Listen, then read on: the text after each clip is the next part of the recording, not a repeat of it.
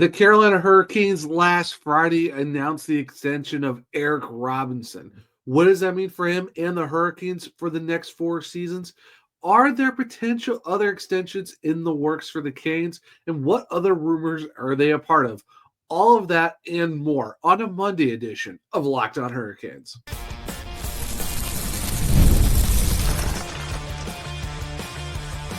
You're Locked On Hurricanes, your daily podcast on the Carolina Hurricanes, part of the Locked On Podcast Network, your team every day. Welcome to a Monday edition of Locked On Hurricanes, your team every day, part of the Locked On Podcast Network. Thank you to the everydayer for making this your first listen of the day. 5 days a week, Monday through Friday, talking everything about your Carolina Hurricanes. I'm your host, Zach Martin. I'm the credentialed Carolina Hurricanes beat writer over at the Hockey Writers, also the co-host of the Surgecast, which is a weekly Carolina Hurricanes podcast, along with all my duties here at Locked On Hurricanes. Like I said at the start of the show, we're going to be talking about the Eric Robinson extension. What does it mean for him and the Hurricanes over the next 4 seasons? There are some guys who are potentially going to be able to get extensions on July 1st. Could those guys get that this year in the next couple of weeks? And there are some other free agency rumors that the Hurricanes are a part of. But first off, we're going to talk about, like I said, the Robinson extension. What does it mean for him and the Canes? Well, for E-Rob, or Robbie, however you want to call him, he will be now staying in Raleigh for the next 4 seasons after signing a deal that gets him $6.8 million over the term of the entire contract, but it's going to be $1.7 million per season, and you'd love to see that for him. And here's the interesting part, too, is he's got a modified no-trade clause throughout the contract. So the first year is going to be an 8-team no-trade. Same thing for year 2 and year 3, and then looking into year 4 is an 8-team no-trade, and if Robinson plays 75% of the games in the 27-28 season and averages 12-plus minutes of time on ice. So there are some conditions with that, but like I said, if he does those numbers, then he gets an 8-team. If not, then it goes down to a 4-team in his year 4 one as well. So it'll be very interesting to see how that works out, but by then he's going to be 33, 34 in that season. So most likely that 8-team will probably stay there. I don't think it's going to go down to 4, but that's what it's looking like. So yeah, 4 years, $6.8 million with an annual average value of 1.7. And honestly, it makes sense for the Hurricanes to keep him. Eric Robinson had a career year across the board. 14 goals, 18 assists, 32 points in 82 games, and he finishes a plus 14. Like I said, career highs across the board.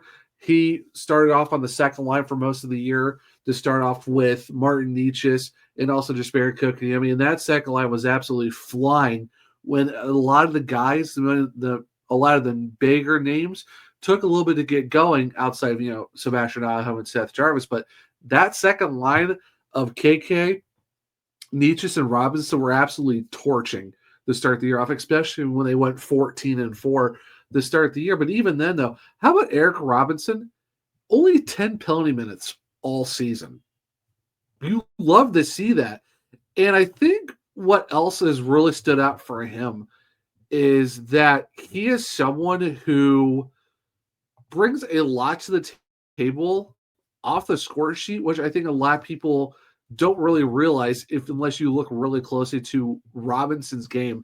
And I mentioned this in my article that I did after the Robinson's extension was announced, and I'll make sure to link the article from the Hockey Writers in the description on the podcast for the audio version and also on YouTube. So make sure to go check that link out where I do a little bit more of a deep dive in it. But if you look at where he is in terms of just his overall, just his speed and just the play style that he has makes it where he fits this system so perfectly if you are the Carolina Hurricanes, and the fact that when you look at his speed, skating speed overall, His top speed was 22.5 miles an hour, which is the 65th percentile.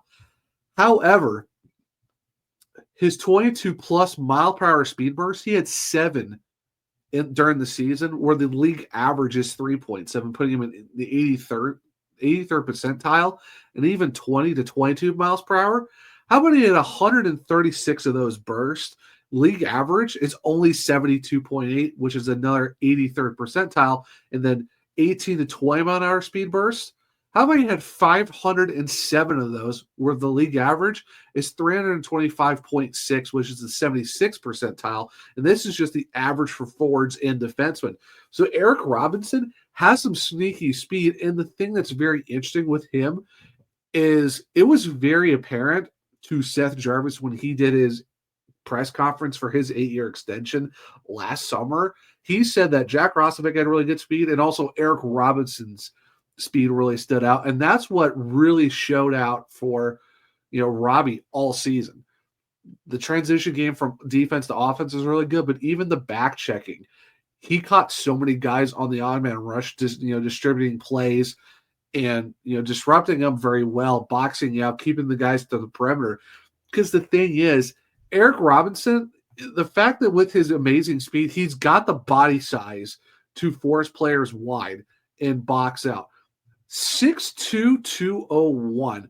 Now, 201 doesn't sound very huge, but in terms of hockey players, that's a pretty good size for a guy who has got the speed that he has and is able to use the body like he does. He had like around 132 hits this past season. Only about 16, 17 blocks, but for the fact that he threw a lot of hits for the Hurricanes, has really great speed, and the fact that he's 6'2", he's got that combination of a body size and obviously, like I said, scoring touch, for depth that really worked out well for him. Like I said, you look at a guy who had 136, 20 to 22 mile per hour speed burst in 18 to 20, which is 507. That's really impressive for a guy like Robinson with the size that he has. And the thing too is that when you look at where his, overall shots on goal came from, he had 47 right in front of the crease and 8 in the crease. And that's something that's really what the Hurricanes really need out of a guy, especially when you're talking high danger chances. Those are some really good numbers that you want to have.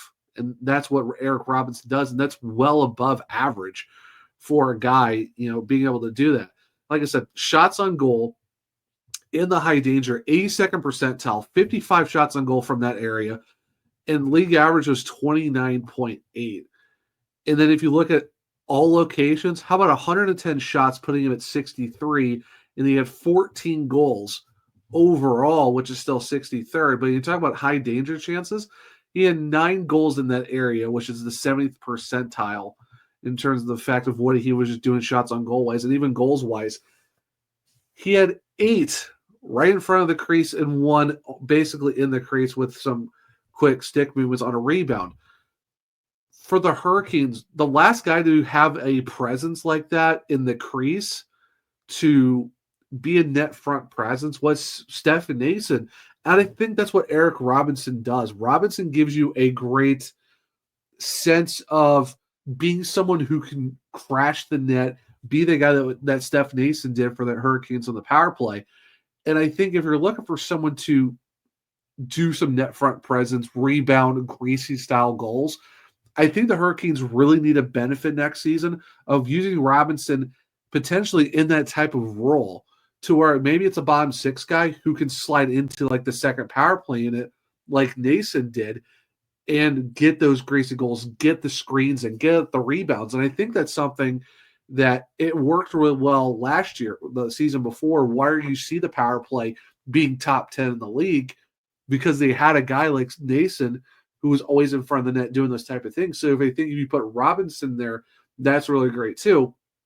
So you get all that out of Robinson just on his speed, size, and just being able to put him in situations like that. And for Robinson, I mean, now you got stability. Like, he made $900,000 last year for the Hurricanes on a 1-year deal, gets rewarded with a career season. So now he's making 1.7 over the next 4 years. Honestly, this is a win-win deal for both sides. Hurricanes are going to get a really good depth guy in Robinson in your bottom 6, who you can rely on for a good stretch. He played 82 games for the first time in his career and had a career across the board because he fits the system well. And like I said, for Robinson, you got stability and you got a well-deserved raise. So I think this is a great deal for both sides. A great AAV for a guy like that who can get you, some great depth scoring, speed, size, fits the system well. You can give him some bigger roles next year, and it's just stability for him and his family. Because now, new father, and he can just grow in Raleigh and go until he's an unrestricted free agent in 4 summers, and he's going to be 34. Honestly, great deal. No complaints here. Great move to keep Robinson in Carolina. That being said, who are other possible extensions for the Hurricanes going into this summer as of July 1? Stick around and we'll talk about it here in a second on a Monday edition of Locked On Hurricanes. Looking for a snack that's both delicious and nutritious? Crack into a good source of protein with Wonderful Pistachios. Wonderful Pistachios, one of the highest protein nuts. Each 1 ounce serving has 6 grams of protein, giving you over 10% of your daily value. Plus, they're packed with fiber and better for you unsaturated fats to help keep you feeling fuller longer. Whether you're running between meetings or dropping off the kids, Wonderful Pistachios are the snack that works just as hard as you do. And the protein punch gives you so much more benefits to feeling better about yourself. So get snacking and get cracking with a snack that packs a protein punch. Visit wonderfulpistachios.com to learn more. Welcome back to segment 2 of Locked On Hurricanes, your team every day.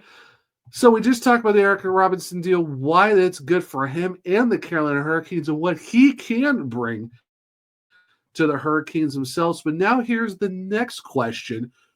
Who are the other possible extensions for the Hurricanes come July 1? Now remember, guys who have 1 year left on their contracts are eligible to get their extensions come July 1. Now, as of right now for the Hurricanes, guys that get extensions are right now Jackson Blake, because he's definitely able to do that. And he's also waiver exempt, but don't expect him to go to Chicago.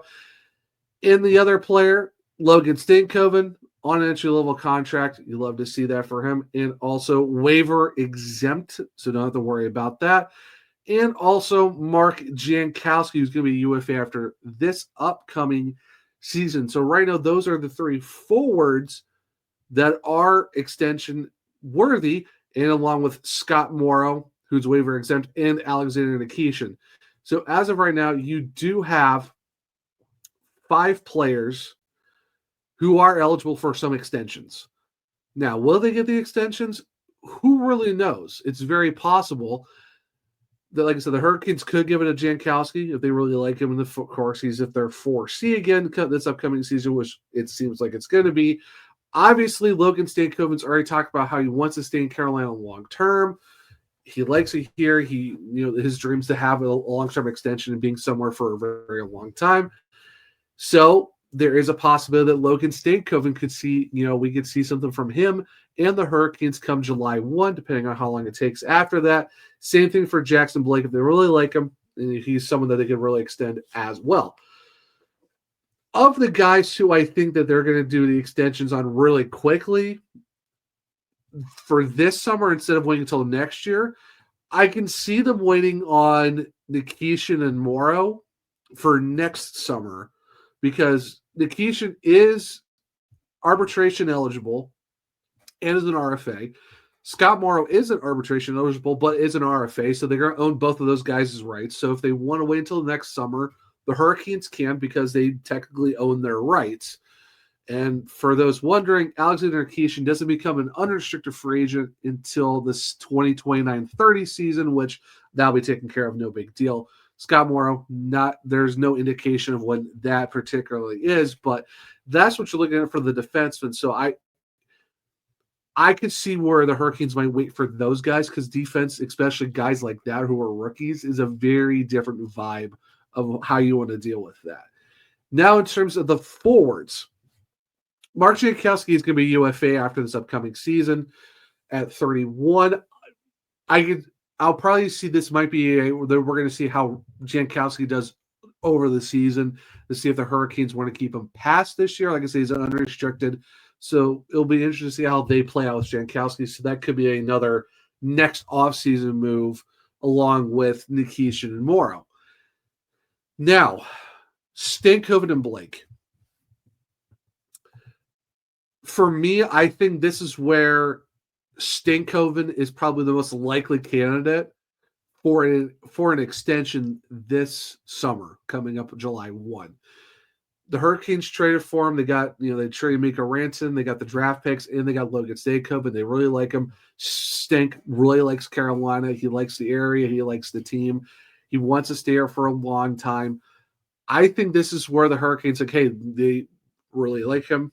They traded for him for a reason. They know they feel like he is a Carolina Hurricane. He played really well for them in the limited amount of regular season games and really did, I think, great in the playoffs. So I think this is where he is probably their number one extension priority now after taking care of Robinson, because right now they have a lot of forwards already locked up. So I'm curious to see what they're going to do in terms of possible trades. But because right now they have 13 forwards signed after Robinson. Most likely you're going to probably see someone go back to Chicago, because then technically Brandon Nadeau is signed, but I can see him doing another year in Chicago. So you take him out, they're going to have 12 guys signed to the team. But in terms of the extensions, like I said, most likely their number one guy right now in terms of an extension is Stankoven. 22 years old. You already know what you get out of this guy. He still has a lot more to grow in terms of his game. Blake, I feel like that there's a possibility that there could be an extension with him. However, I do feel like this could be another, we'll see how this works out with him, because obviously the Canes like him. He's an RFA next summer, so they're going to have his rights along with all the other guys I've talked about.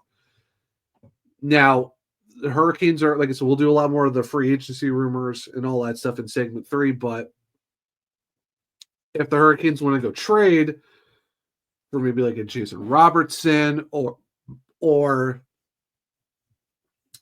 Alex Tuch or any of these other guys that are kind of, on these teams that aren't really going to be due for contracts soon, is Jackson Blake a possibility for a trade? I'm not sure. But if you want to get good, you also have to trade good. And Blake is a good player, 17 goals, 34 points. But do the Hurricanes want to trade him? I'm not sure if they want to. However, if a team's going to ask, hey, if you want this guy, we're going to need that guy. And that guy could be Blake, so who really knows? So this is where I see Jackson Blake is more of on a fence of, do we see the extension this summer or do we see it next summer? And if it's next summer, will there be a trade in between that? So that's where I'm kind of wondering where Blake fits into where Carolina wants to be like, okay, do we want to use our trade assets to go get better players like Tuch, Robertson, whoever? Or do we keep him and just go with a different move, which is still a possibility as well, because there's a lot of other talks going on with other guys in the system that might want to move to go get other, players to help them out right now instead of the future, because we all know the prospect pool for the Hurricanes is very deep. A lot of log jams on the wings, defense, stuff like that. So there could be something there. That's why I feel like Blake is more of a on the fence of, however this plays out. Is it this summer where then we just know what his future with the Canes, or is it next summer? And is there something in between July 1st, 2025 and July 1st, 2026? If there's something else that happens in between that. Of all the guys that are up for possible extensions, I think Stankoven right now is the most likely number one guy on their list to take care of now and get it over with. Nikishin, Morrow, Blake, I think those are the guys that are going to be, we're going to see how this season goes, and we'll revisit this next year because they're restricted free agents. It's not that big of a deal if you wait until next year because you are going to own their rights. It's not like you have to make a decision right now. It's just hey, let's see how this plays out, and we'll readdress this next summer, which is totally fine to do. But if they have a guy that they know bona fide 100%, this is a done deal, let's lock him up now, this July 1st, 2025, I think that is Stankoven. Like I said, he wants to be here. It sounds like there's indication that both sides want to get this done. So do we see something on July 1st? Very likely, and I think I would be surprised if we do get some announcement of the fact that this could get done between Stankoven and the Hurricanes. But it'll definitely be exciting to see and interesting to see how it plays out this summer. But if I'd pick one guy that's next for a possible extension, it's Stankoven. With all of their other guys as of right now, even Jankowski, who's going to be a UFA, I think a lot of these guys might be a next summer type of deal, or during the season as well. Who really knows? But if we're talking just July 1st, it's Stank, and then a lot of maybes with his other guys throughout the season or next summer. So that being said, what are the other free agency rumors surrounding the Carolina Hurricanes? What are they doing with their possible UFAs? Are there some RFAs available, or even there's possibly trades? So stick around. We'll talk about it here in a second on a Monday edition of Locked On Hurricanes. Summer sports in full swing, and whether you're all about baseball under the lights, golf on the green, or high-stakes soccer action, FanDuel is the best way to make every game even more exciting. You're already following the action. Why not make it a little more thrilling? With FanDuel, you can get in on the game while your friends are getting sunburned at the beach. It's easy to use, fast to pay out, and makes even regular season games feel like must-watch events. So are you new to FanDuel? Well, new customers can bet just $5 and get $150 in bonus bets if your first bet wins. Open the FanDuel app today or visit FanDuel.com/lockedon to get started. Welcome back to segment 3 of Locked On Hurricanes, your team every day.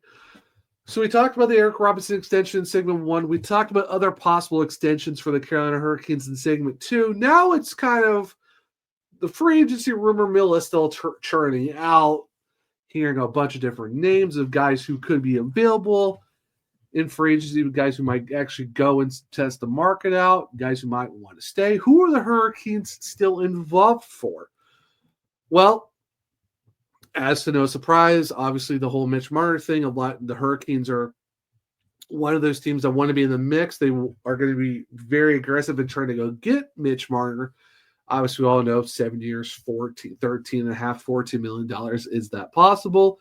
There are some other rumors that Mitch Marner might go for 2 or 3 years at that 13 range and maybe want to wait until a couple seasons where supposedly the cap in 2 years is going to be $113 million plus, because in 2026-27, that's going up to $104 million, and they're talking about another 9 after that for 27-28, which could be $113 plus. So there is that possibility too that Marner might take a shorter contract, shorter term, still get the money that he wants, but retest free agency again in 2 summers to get even more money. It's definitely a betting on yourself type deal, and that's definitely a gamble if you're going to wait 2 seasons from now to see where all contracts are by that point. I could see where Marner might want to look that way. They're talking Kings, Golden Knights, stuff like that. If you're the Carolina Hurricanes, obviously you want to go for the $14 million, but knowing Carolina, do you want to go and give that money up for the short term for a couple of years, or do you want to make sure you got this guy locked in for the next 7 and you got your bona fide superstar? I could see them go for the short term if they really think that's the best avenue, but from any indication with the Hurricanes, they love locking guys up for term for 7 or 8 years because, like, Svechnikov, Aho, Jarvis, Slavin, those guys, they want to lock him in for a good time, really long time, to be honest with you. And that's where I think the Hurricanes might look at Marner as, no, we want you for the long term, not the short term. So we're not having to go through all this rigmarole 2 summers from now when we got a lot of other contracts we want to focus on at that point. So we'll see how that works out. Obviously, Aaron Ekblad's name is definitely going out there as well. He was looking for the same number he's looking at now, $7-8 million. but he says he wants to stay in Florida because that's where he's been his entire career. He doesn't really want to leave. So I know some people said, well, what about Ekblad? Very doubtful. I don't know if he's going to be leaving Carolina. Supposedly Brad Marchand's looking for, 4 years, possibly, around $6, $7, $8 million. Are the Hurricanes in for that? Well, maybe if if they think he's the best fit for it. Would I be upset they got Brad Marchand? No, because every team would love to have a guy like that because 2-time Stanley Cup champion. Yeah, he's a pest, but he's a guy that gets results. So if they go for that, not going to be upset about it. Another possible rumor that's going around to the Hurricanes, who I think should definitely maybe take a look at, is Rasmus Andersson from the Calgary Flames. The Flames are taking interest in what possible deals could work for them. And they said they will only trade him if their ask is met. And my thing is, what is their asking price for a guy like Rasmus Andersson? Because for me, it's really interesting to see what that type of deal would look like for a Rasmus Andersson. If you're the Flames, what's your ask? Because you're talking about a guy who's a right shot, right defenseman. He's 20 years old. Obviously, he's on the first defensive pair for the Flames. Is also an alternate captain. He's going to be 29 by next summer at the end of the 25-26 season. So you're talking 1 year left of Rasmus Andersson after having 11 goals, 31 points in 81 games this past year on even strength time on ice, almost 18 minutes. His goal force percentage is at 42. His defensive percentage is 48.8. And even his Corsi, which mostly talks about a ratio of goals for and goals against and shot attempts and all this other stuff, really advanced metrics, he was at 49.9. Usually for possession and Corsis and all that stuff, you want to be around 50 or higher. But 49.9 is still pretty good. Now, to get the Swedish defenseman from Malmo, great hockey team definitely out there in the Swedish Elite League, his cap hit is only at $4.55 million. That is a great AAV for the Hurricanes if they want to go pay him. A guy like that who's only 28, who's, a lot of people are considered someone they really want to go after. It's just, what does that look like? Because he does have a 6-team no trade. I doubt the Hurricanes are going to be on that. But you're looking at a guy who's got 50 points once, 49 points back in the 22-23 season, 39 points 2 seasons ago, and 31 this past year. Definitely sticking a lot of penalty minutes, though. 47 2 seasons ago and 60 penalty minutes this past season. So the penalty minute numbers are going a little bit high. But overall, though, you're still talking about a guy who's a pretty solid defenseman and who definitely could make an upgrade for the Hurricanes on the blue line, especially if you have him on the right side of Jacob Slavin. Like I said, for $4.55 million going into the last year of his contract, if the Hurricanes are able to get him and then get a possible extension done with him at 28, I would not be upset with that. Is it 4 or 5 years for the extension? Could it be 6? Maybe. If you do that, that definitely fits within the window of what you have now with Aho, Jarvis, Slavin, Svechnikov, all those guys. Possibly Logan Stankoven. Getting Andersson would be great. It's just, what's the ask? That's the big thing for me.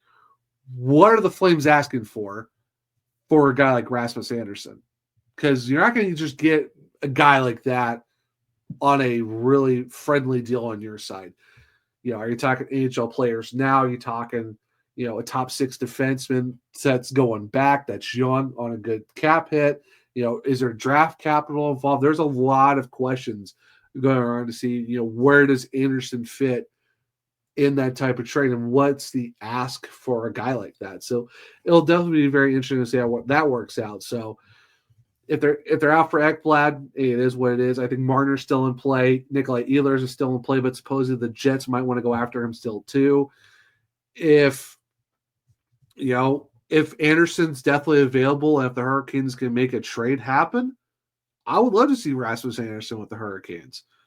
And like I said, the AAV is great. It's in the last year. You get an extension done. It's a massive boost to your blue line that you would have with Slavin. So you're talking Slavin, Anderson, Nikishin, Chatfield, Ghost Walker.